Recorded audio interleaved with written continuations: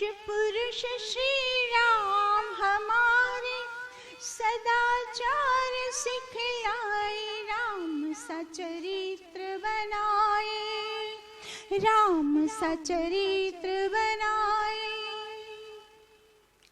आदर्श पुरुष श्री राम हमारे, सदाचार सिखलाए, राम सचरित्र बनाए, राम सचरित्र बनाए।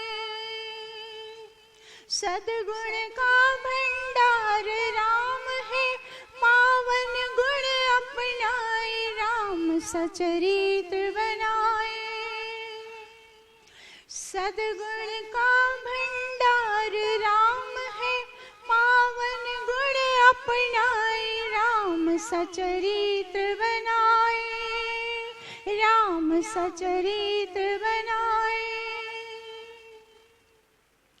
पिता के वचन की खातिर वन को गए रघुराई थे, हो पिता के वचन की खातिर वन को गए रघुराई थे, हो राज का कुछ भी दूसरों को देते भाई भाई थे, हो राज का न लालच कुछ भी दूसरे को देते भाई भाई थे।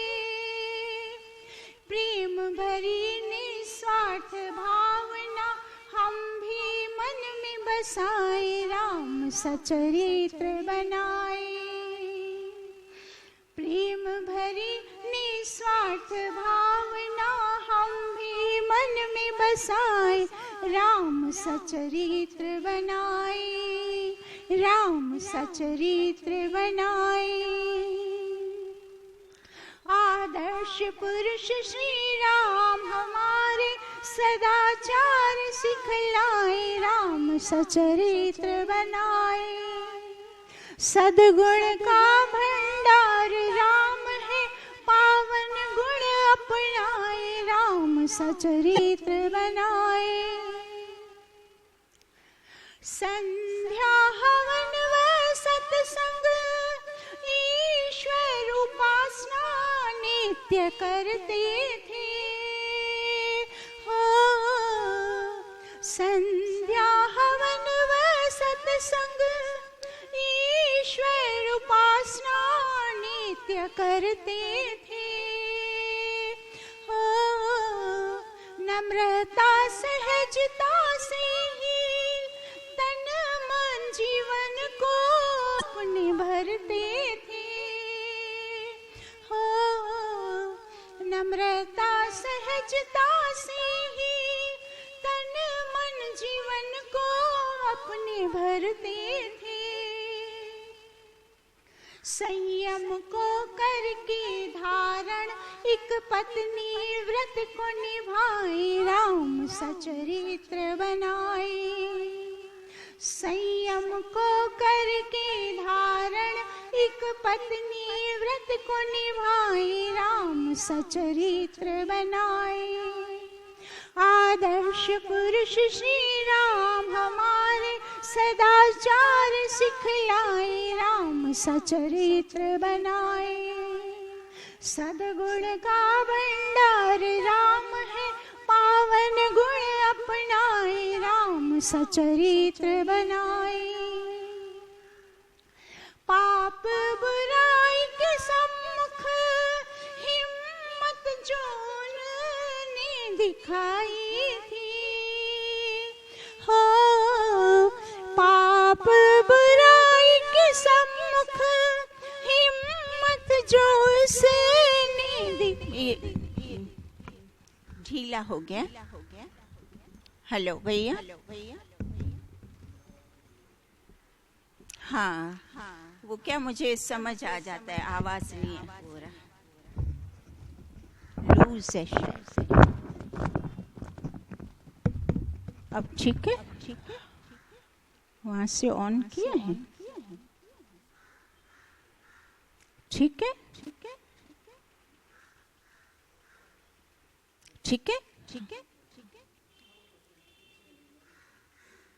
आ रहा है आवाज?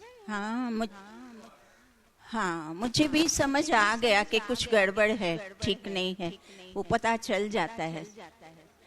हाँ हाँ, अब बोलो। पाप बुराई के सम्मुख हिम्मत जो से,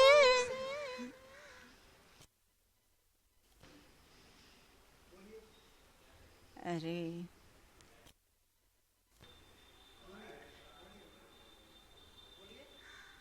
पाप बुराई के सम्मुख हिम्मत जो उसने दिखाई थी,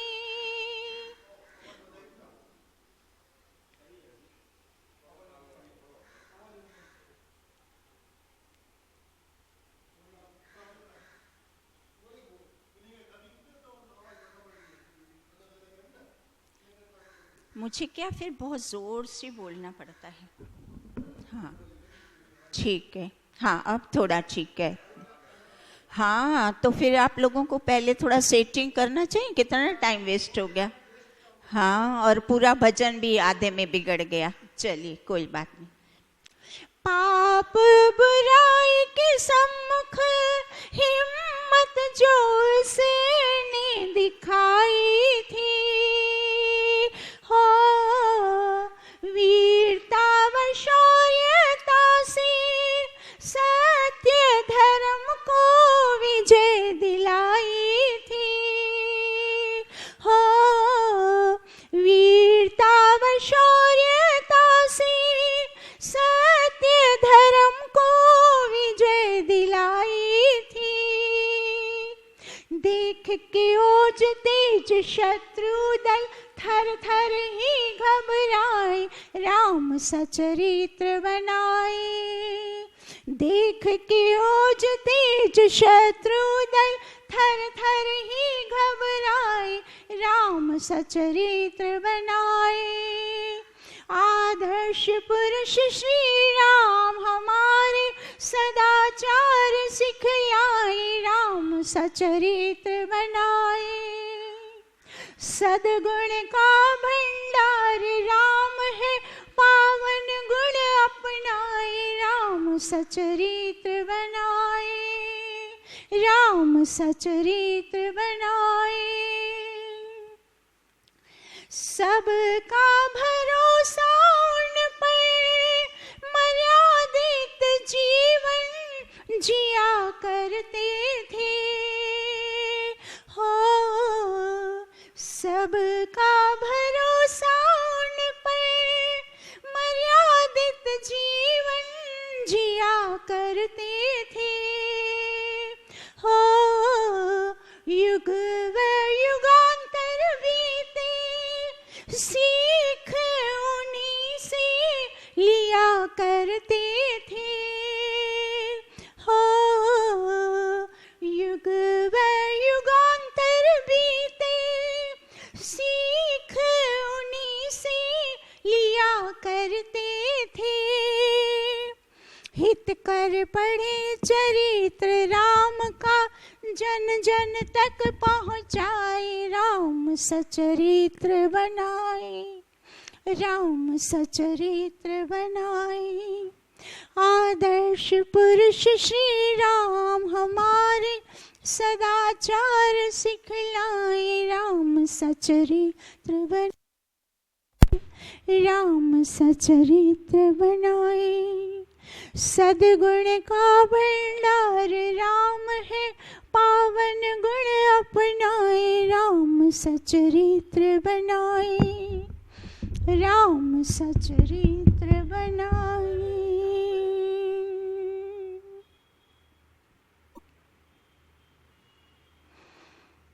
संसार को दिशा दिखाने वाले आर्यों के गौरव चक्रवर्ती राजा, मर्यादा पुरुषोत्तम श्री रामचंद्र महाराज जी का आज जन्म दिवस है। पूरा देश बड़े हर्षोल्लास के साथ रामनवमी का पर्व जन्मोत्सव बड़े हर्ष से मना रहा है। तो प्रश्न उठता है कि महापुरुषों का जन्मोत्सव, जन्म दिवस और पुण्यतिथि हर वर्ष पुनः पुनः मनाने का विधान क्यों है? तो उसका उत्तर ये है, उसके मुख्य दो कारण हैं। प्रथम कारण तो ये है कि मनुष्य अपने जीवन की आपाधापी में, उलझनों में उलझा रहता है और उब जाता है, उसके जीवन में नीरसता आ जाती है। तो उस नीरसता को दूर करने के लिए हम महापुरुषों का जन्मोत्सव बना के और अपने जीवन में नया उमंग, नया उत्साह, नई ऊर्जा, नई शक्ति को प्राप्त करते हैं। और दूसरा मुख्य कारण ये है कि ये जो महापुरुष हैं उनका पूरा जीवन सद्गुणों से परिपूर्ण होता है।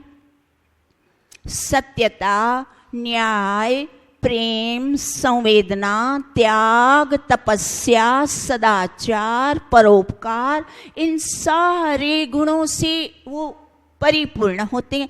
तो जब इनके जीवन की गाथा हम सुनते हैं तो हमारे अंदर भी ये सारे के सारे सद्गुण, सत्यता, निर्भयता और सदाचार, संवेदना, त्याग, तपस्या, परोपकार, प्रेम भावना उत्पन्न, कर्तव्य निष्ठता, हमारा कर्तव्य है, प्रत्येक कार्य को हम कर्तव्य समझ कर करें।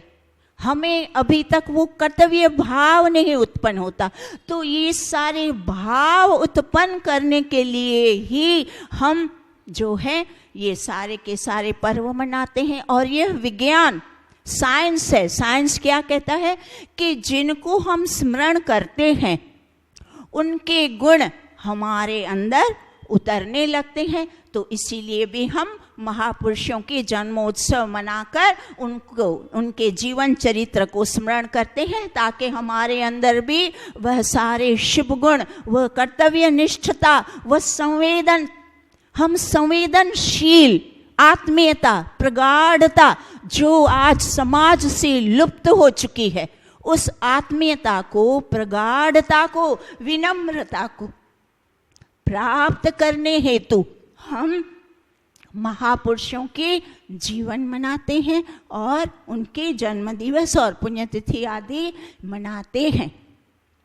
और आज जिस महापुरुष का जन्म दिवस है, मर्यादा पुरुषोत्तम श्री रामचंद्र महाराज, जिनके नाम के प्रथम शब्द मर्यादा का शब्द जुड़ा हो, उनकी तो बात ही निराली है। उनका पूरा समस्त जीवन मर्यादा और अनुशासित रहा, मर्यादित और अनुशासित। उनके पूरे जीवन में मर्यादाओं का समावेश रहा। उन्होंने पूरा जीवन तप, त्याग, तपस्या, देखिए प्रथम उन्होंने गुरु वशिष्ठ और फिर महर्षि विश्वामित्र, इन दोनों से वेद पढ़े और वेदों को आत्मसात किया। वेदों को आत्मसात करके प्रतिदिन हवन, यज्ञ और संध्या, उपासना, ध्यान आदि ये सारा कुछ करके अपने जीवन को श्रेष्ठ व उत्तम बनाया।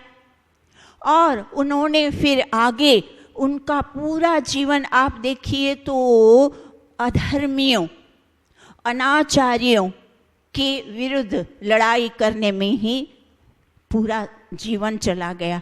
धर्म की स्थापना के हेतु उन्होंने जो दुष्ट राजा थे, जो राक्षस वृत्ति के थे, जो अनाचारी थे, अधर्मी थे, उनका विध्वंस किया और धर्म की स्थापना की।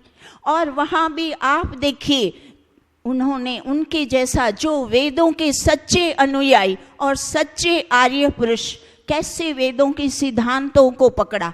आप देखिए जहाँ जहाँ उन्होंने युद्ध करी, जिस राजा का विध्वंस किया उस राज्य गद्दी पर स्वयं कभी नहीं बैठे।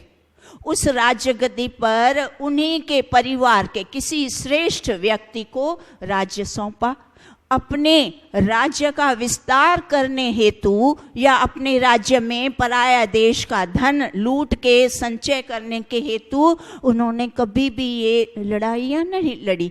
मात्र निष्काम भाव से धर्म की स्थापना करते हुए, धर्म की खातिर, परोपकार सदाचार की खातिर उन्होंने पूरा जीवन लड़ाई, युद्ध का मैदान आप बताओ क्या होता है?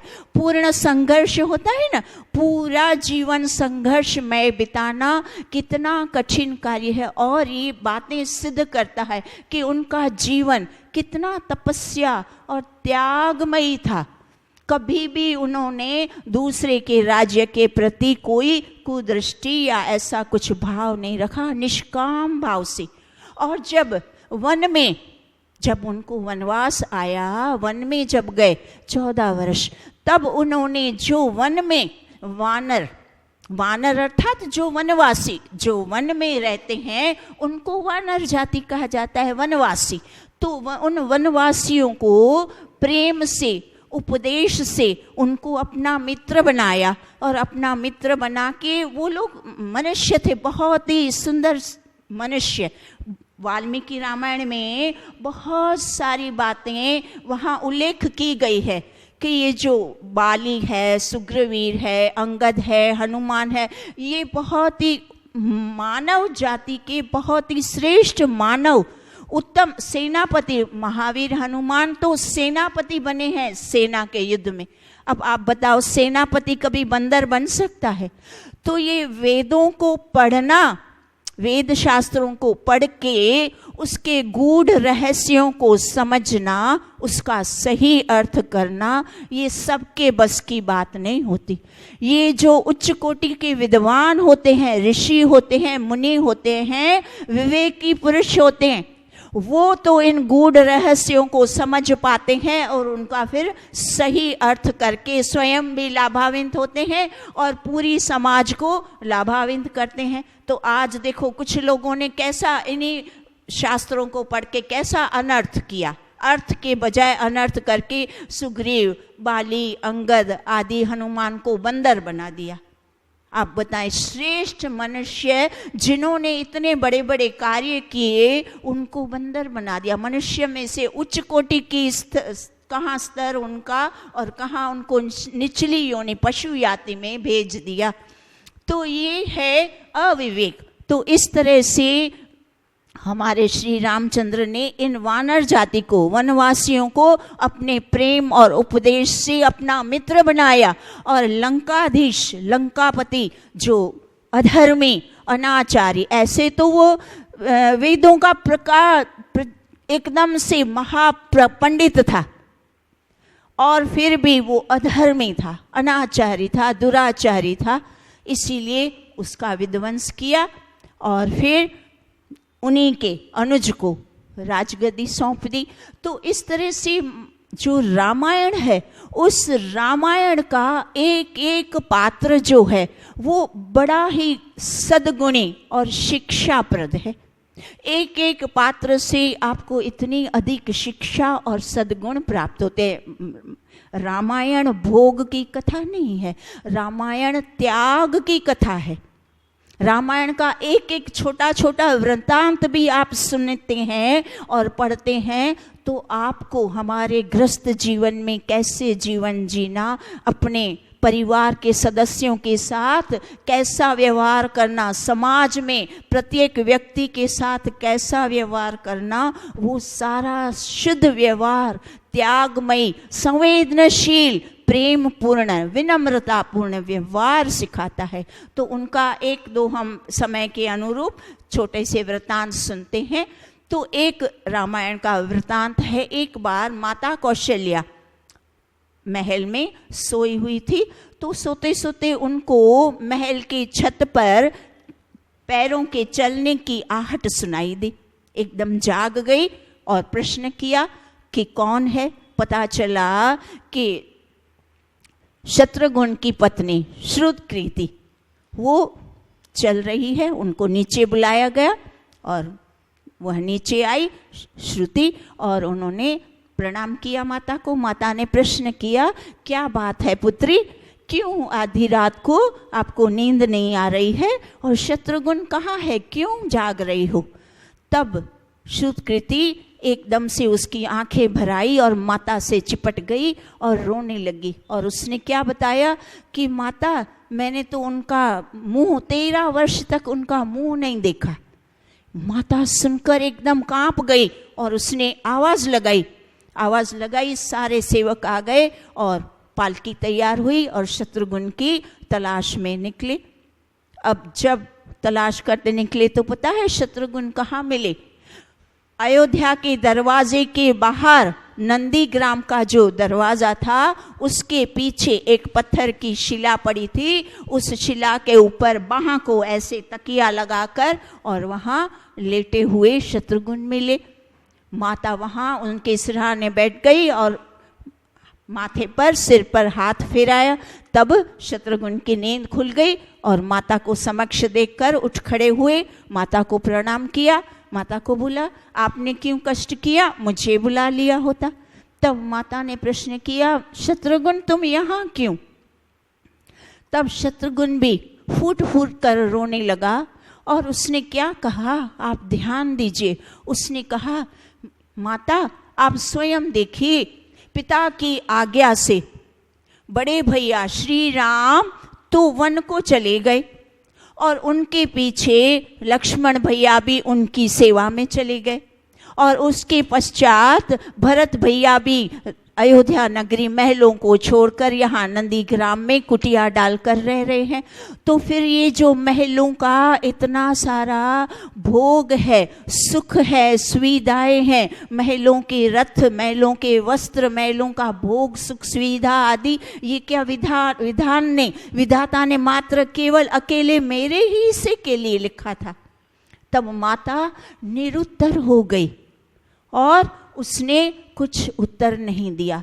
तो इन सारी बातों से देखिए क्या हमें शिक्षा मिल रही है कि रामायण क्या है, अद्भुत, अलौकिक, जो भाइयों का प्रेम, और जैसे भाइयों में आपस में त्याग की प्रतियोगिता लगी हो, एक से एक बढ़ कर के, कोई नहीं हारा, सब आगे हैं, कोई भाई पीछे नहीं है।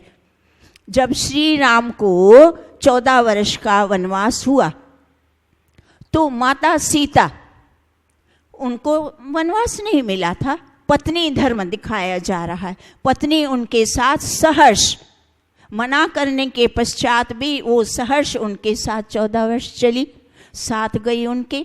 और फिर उनका भाई लक्ष्मण, उनकी क्या आवश्यकता थी? वो बोले, नहीं मैं भाई को नहीं छोड़ सकता, मैंने आज तक भाई के साथ ही जीवन बिताया है, मैं भाई की सेवा करने वहाँ जाऊँगा। भाई लक्ष्मण ने माता सुमित्रा से अनुमति ले ली और वो चले। अब लक्ष्मण जब अपनी पत्नी के कक्ष की ओर जा रहे थे, मन में बड़ा संकोच कि माता ने तो मुझे आज्ञा दे दी, पर अब पत्नी से, उर्मिला से मैं कैसे आज्ञा मांगूंगा वन जाने की, और मैं उसको कैसे मनाऊंगा आदि, वो ऐसे संकोच से सोच सोच के मैं वहाँ उनके रूम के पश्चात समक्ष पहुंची। तो द्वार पर जब देखा तो उर्मिला आरती का थाल लिए खड़ी थी और उनकी आरती उतार कर उनको क्या बताया कि आप मेरी चिंता छोड़कर भ्राता श्री राम के संग जाइए, मैं आपको बाधा नहीं डालूंगी और मैं संग जाने का जिद भी नहीं करूंगी, क्योंकि मैं श्री राम की, आपके भाई की सेवा में किसी भी प्रकार से बाधा डालने का प्रयास नहीं करना चाहती। तो आप निसंकोच जाके और भाई के साथ, भाई भाभी की सेवा में जाइए। आप सोचिए इन बातों से क्या सिद्ध हो रहा है? आज हमारे घर परिवारों में, हमारे गृहस्थ में जो निश्चल प्रेम, जो संवेदना, जो भाव, जो प्रेम, जो त्याग, जो तपस्या, जो एक दूसरे के प्रति कर्तव्य निष्ठा है, वो सारा कुछ लिप्त हो गया है। कहाँ भी ये भाई भाई में प्रेम आपको दिखता है? कैसा प्रेम? और मात्र भाइयों का प्रेम नहीं। ऐसे तो कहा जाता है कि श्री राम जी ने राम राज्य की स्थापना की। हाँ, सत्य बात है, उन्होंने जो कलश की स्थापना की तो राम राज्य की स्थापना तो की, पर वास्तव में उनके पीछे जो राम राज्य की स्थापना हुई उनमें ये जो राजा जनक की पुत्रियों का भी उतना ही योगदान है। आप देखिए, घर में जितने पुरुष हैं और घर में अगर वो जो जितनी नारियां हैं, वो नारियां सुशिक्षित नहीं है, त्यागी नहीं है, संवेदनशील नहीं है, कर्तव्यनिष्ठ नहीं है, एक दूसरे के प्रति शुद्ध व्यवहार, प्रेम पूर्ण व्यवहार करना नहीं जानती, तो घर में शांति की भंग अवश्य में होगा। वहाँ उस घर में न मर्यादा रहेगी, न शांति रहेगी, न प्रेम पूर्ण, और वहाँ एकता, संगठन।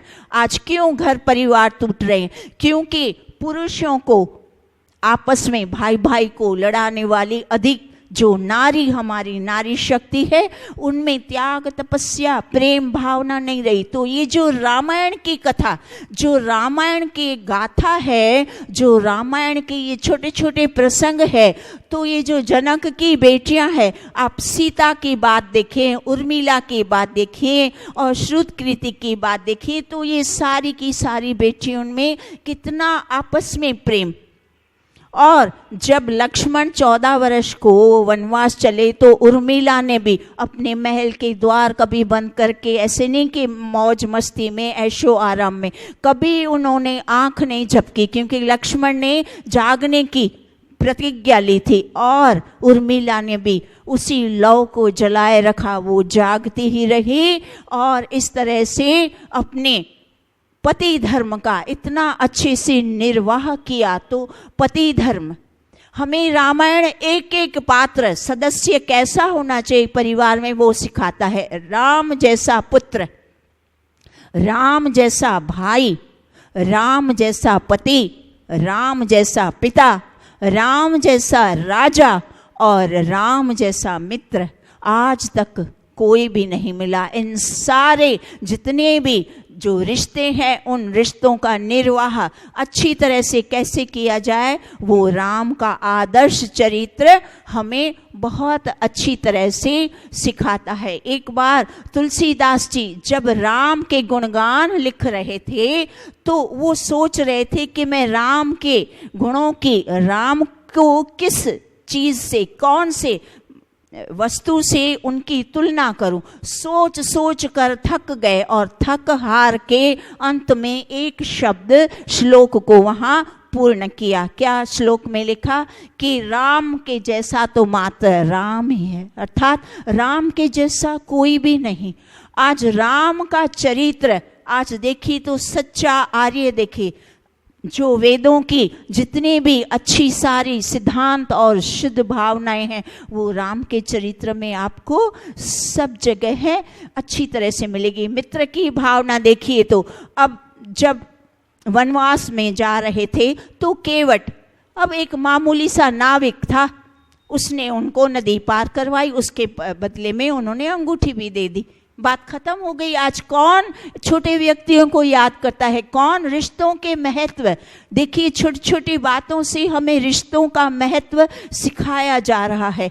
तो जब श्री रामचंद्र लंका से विजय प्राप्त करके जब वापस अयोध्या आए तो उनका जब राज्याभिषेक होने को जा रहा है तो आमंत्रित करने के लिए जब मेहमानों की, अतिथियों की सूची बनाते हैं ना कि किस किस को बुलाया जाए, तब भरत ने और भाइयों ने सबने वो सूची बनाई और श्री राम को एक दिन पहले वो सूची दिखा दी कि देखिए भैया, और इसमें जितने भी अतिथि हैं वो सब आ गए हैं कि कोई रह तो नहीं गया।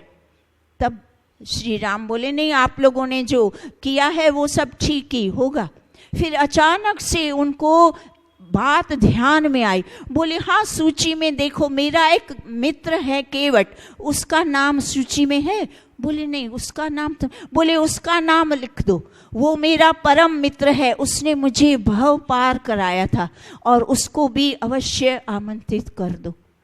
तो आप सोचो, इन छोटी छोटी बात एकदम छोटी है, पर ये छोटी छोटी बातें हमारे जीवन में सिद्धांतों को, कर्तव्यों को कितना पुख्ता बनाती है। हमारे जीवन को आदर्श बनाने में ये सारी छोटी छोटी वार्ताएं होती है। बड़े बड़े कार्य हम क्या करेंगे, आप सच बताएं, बड़े जब हम छोटे छोटे कामों में भी असफल हो जाते हैं, एक छोटा सा छोटा कार्य भी हमसे ठीक से नहीं हो पाता। पता है क्यों? क्योंकि हमारे अंदर अभी वो भाव उत्पन्न नहीं हुआ। जब तक वो कर्तव्य भाव, वो प्रेम भाव, वो समता का भाव देखें।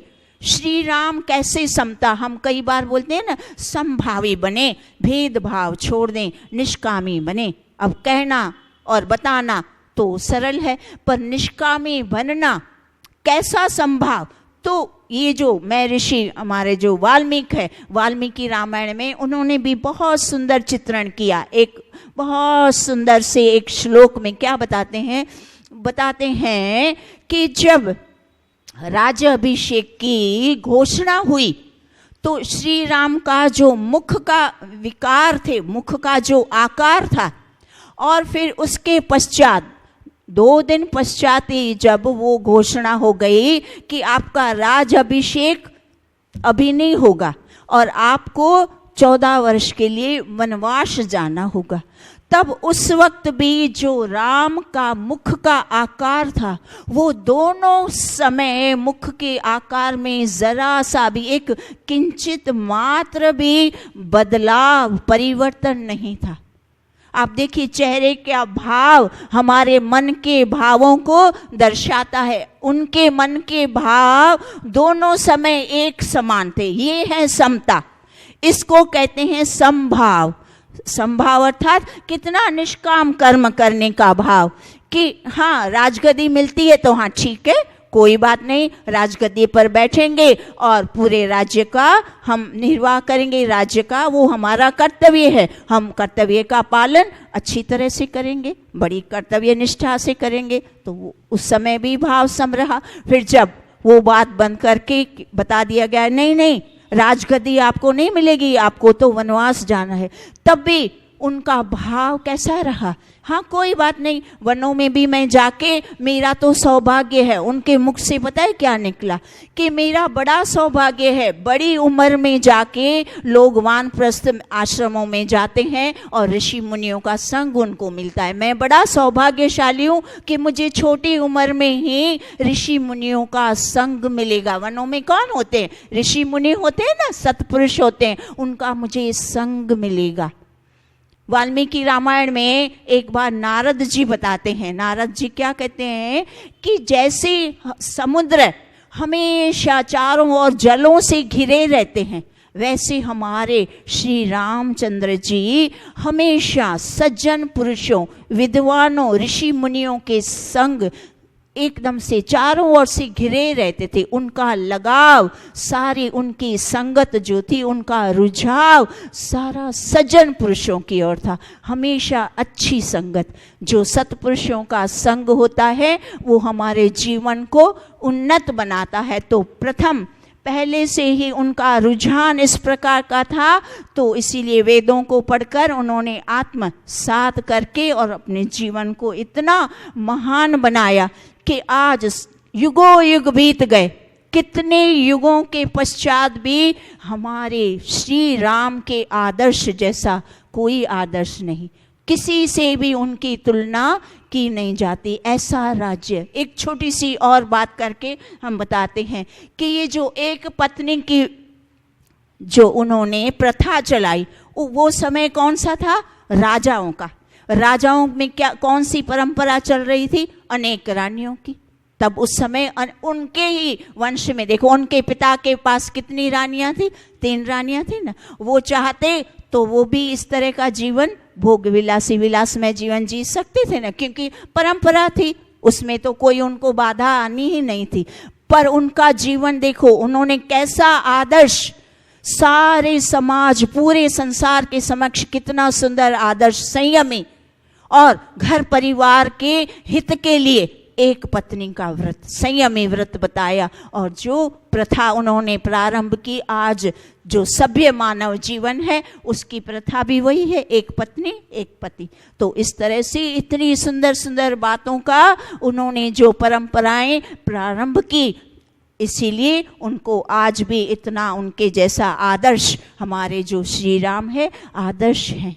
तो आज लोगों ने क्या कर दिया है, कितने सारे आदर्श पुरुष की शिक्षाओं को बिल्कुल अपने जीवन से दूर करके मात्र उनके चित्र को, उनके बड़े बड़े मंदिरों को बना करके और उनकी आरती पूजा करके और व्रत रखूंगा, उपवास रखूंगा, जय श्री राम बोला। हाँ, अच्छी बात है, जय श्री राम बोलने का तो बात ठीक है, पर उसके जो जीवन के सद्गुण है, उनके जीवन की जो शिक्षाएं हैं, जो आज हमारे घर परिवारों के प्रत्येक सदस्य से लुप्त हो चुकी हैं, उन सारी शिक्षाओं को हमें वापस से उनको स्मृत करके, उनको स्मरण करके, उनका कीर्तन करके, उनको भजनों के माध्यम से उनकी कथाओं को सुन करके और हमें अपने परिवारों को उन्नत बनाना है। जहाँ जहाँ राम के मंदिर है वहाँ वहाँ राम कथा होनी चाहिए। इतनी सुंदर वाल्मीकि रामायण की जो अच्छी शुद्ध कथा करके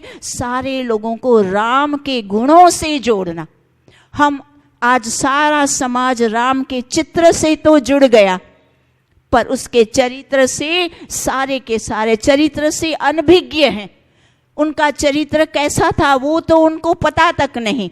जब उनके चरित्र को हम सुनेंगे, उनके एक एक सद्गुण को सुन करके अपने जीवन में उतारेंगे, तब तो ये जो हम महापुरुषों के जन्मोत्सव और उनकी पुण्यतिथि आती पर्व जो मनाते हैं, उन पर्वों के मनाने की सार्थकता है, वरना कोई सार्थकता नहीं। बस हर वर्ष की तरह रामनवमी आई, प्रसाद खाया और राम के भजन गाए और बात वहीं इतिश्री हो जाती है, और कोई ना स्वयं में परिवर्तन आता है और ना ही समाज में कोई परिवर्तन आता है। आप देखिए हमारे स्वयं परिवारों की दुर्दशा, समाज की दुर्दशा बस इसी कारण से हो रही है कि हम इन सारी बातों को अवगणना, इतनी अवहेलना करते हैं, ध्यान नहीं देते गुणों के ऊपर।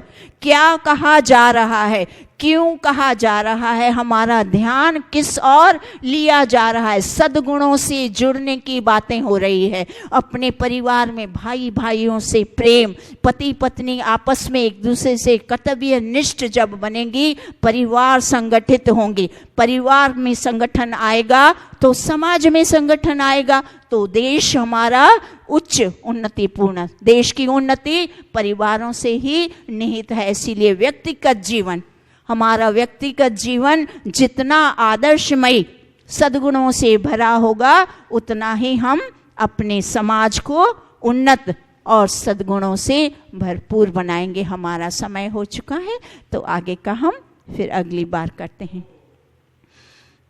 ओम द्यौ शांतिरंतरिक्षं शांति पृथ्वी शांतिरापः शांति रोषधयः शांति वनस्पतयः शांतिर्विश्वे देवा शांति ब्रह्म शांति सर्वं शांति शांतिरेव शांति सामा शांतिरेधि। ओम शांति शांति शांति। सर्वेभ्यो